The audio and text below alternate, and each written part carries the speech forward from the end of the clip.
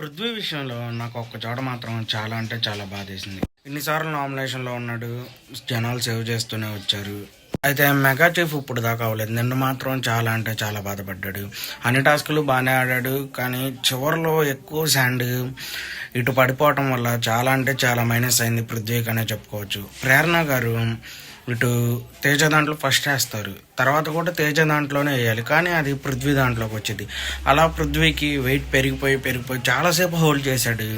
Last మహా అయితే ఇంకొక నిమిషం కనుక ఓపిక పట్టుంటే మెగా చీఫ్ పృథ్వీ అయ్యేవాడు. దాంట్లో డౌట్ అయితే ఏమీ లేదు.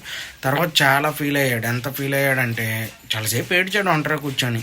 తర్వాత లెక్క అయితే పృథ్వీ ఎప్పుడన్నా ఓడిపోయిన అవతల వాళ్ళకి కంగ్రాచులేషన్ చెప్తాడు.